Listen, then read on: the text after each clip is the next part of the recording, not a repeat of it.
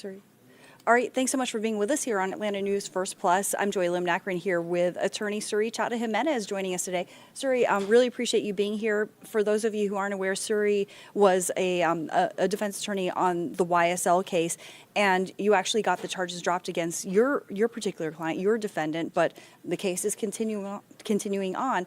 That's why I want to ask you about what we've seen today, which is more testimony of Adrian Bean, who is alleged to have been a getaway driver in a 2013 incident. He keeps saying he doesn't recall. What's your reaction? I think that nobody should play a game of taking shots every time he says, I do not recall, because you're going to end up in the hospital. This is ridiculous. I mean, everything he said, it's on video. There are these interviews that are being played to him. There are transcripts that are being read to him, and still he doesn't remember anything. And the problem with that is that the reason this witness and many other witnesses will not remember anything is because the state took 11 years to prosecute the cases. If this was such a terrible thing, why didn't do anything about it 11 years ago? So here's the thing, is that I guess big picture, what the prosecution is trying to do is argue that there are, crimes, numerous crimes, smaller crimes, I guess, if you will, that were done in furtherance of a criminal enterprise, a criminal street gang. They allege that, YSL is a criminal street gang. So isn't it really important for the state to be able to go kind of point by point, incident by incident, and really flesh out the details of all these alleged crimes that happened, even if they were, 10 or 11 years ago, but be able to go back and show that these were essentially connected to a gang? Absolutely. I mean, what you're trying to say is that the state should have the right to present the pattern, to show a racketeering activity, to show the existence of an enterprise. However, they're not doing that. They're just bringing random people that have been shown to be untruthful. I mean, this young man that is speaking, talking about things that he just heard, and then he can't remember. He doesn't recall. He doesn't know anything about it. And not only that, Mr. Steele, which is Young Thug's attorney, Mr. Williams' attorney, is asking him very direct questions about how he has said that he tends to lie. He'll give his cousin's name, and then he acts like he doesn't know why he said that when it's recorded.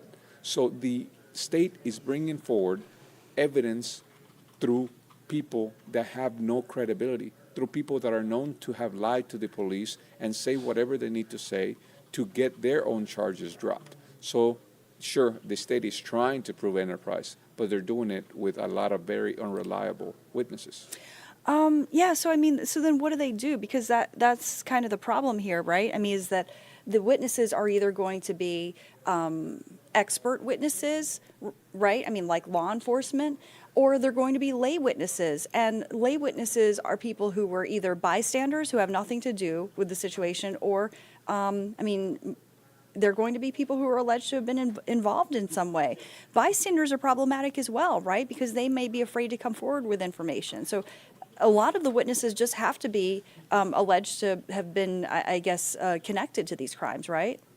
In a way, yes, but at the same time, there's ways to present that the testimony that's coming in can be corroborated with other evidence. In this case, at least the testimony of Mr. Adrian is not being corroborated with anything. I do believe that there's interviews that were recorded that have been either destroyed or lost and never produced over to the defense. And the defense is not even being allowed to question him about those statements that he gave to other officers that were never produced in discovery. I think the bigger story right here is that there continues to be never-ending discovery violations. Evidence is either being lost, destroyed, or delayed. And how are any of these defendants supposed to defend themselves? If something happened, it should have been well documented. And even if it happened 11 years ago and people's memories go away, it's okay, because they're going to have good documentation of it. But in this case, they don't, because even the officers that come and testify, they start making up new facts in their reports that were done shortly after the arrest, shortly after the investigations, which show that it is the most reliable source of information. In those reports, they say nothing about gangs. But then 11 years later, when they take the stand and they swear to tell the truth, and they're going to lie on their mom and they're going to lie on everything. They're going to all of a sudden start saying that there is evidence of gangs. They just didn't know about it when they wrote the report. But now that they're taking the stand, now they want to talk about all this gang evidence. Okay, so you think that a lot of this is embellished. I mean, so what's been happening is we've seen, Mr. Adrian on the stand for weeks now, and repeatedly heard him say, I don't recall, various different aspects of the alleged crime. I mean, this is going to be a really long trial if it keeps going like this, right? Well, and the problem is that he conveniently doesn't recall when he's questioned about his credibility. Well, there's evidence to show that he lacks credibility. But when the state asks him questions and asks him for the version of the story that they want, then everything comes out just perfectly. So that's the problem. That's why this hurts. Delaying a case for years is a problem that hurts the defendants, and the defendants have constitutional rights to due process. All right, so I want to move on to another top legal story that we're following as well, which is, of course, another RICO trial against the former president, Donald Trump, and his co-defendants. And so the newest development here in Fulton County is that Mr. Trump and a few of the co-defendants, including Rudy Giuliani, they filed another motion late yesterday afternoon, to get Miss Willis removed. The DA, Fani Willis, get her disqualified from the case and also get all the charges dropped. Again, I guess it's not guaranteed that they get an appeal. It's discretionary, right? That the judge, Scott McAfee, gets to decide if he's going to, look at it again. What do you think is going to happen with that? That's correct. I mean, this is one of those issues where it's called an interlocutory appeal. What that means is that it is up to the discretion of the judge. The judge can say, you know what, yes, this is a novel question. This is something that our courts have not made a decision on yet, and this is something that could turn on the outcome of the case. So this is something that we should resolve before going forward, because if they rule one way or another, it might make the case go away and completely change whether or not we waste all these taxpayers' resources in taking these people to trial. However, I don't see it like that. What I see is them wanting to get a district attorney removed, even if they're right, which I don't think they are. But even if they're right, the prosecution goes forward. So I don't see the urgency to grant an interlocutory appeal and for it to go forward and stop every proceeding while the Court of Appeals decides whether or not they want to rule on this issue. So I don't think the judge is going to grant it, but, I can always be surprised. Yeah, absolutely. So, remember that the decision came down Friday that essentially Miss Willis could stay on the case as long as Special Prosecutor Nathan Wade was removed from the case in some way or removed himself from the case. And then hours later on in the day, we saw Mr. Wade resign. Now that he has resigned, do you think that it cures the issues that the judge was concerned about, that the defense was concerned about, essentially of impropriety, the appearance of impropriety? I think it does, in essence, because you know what?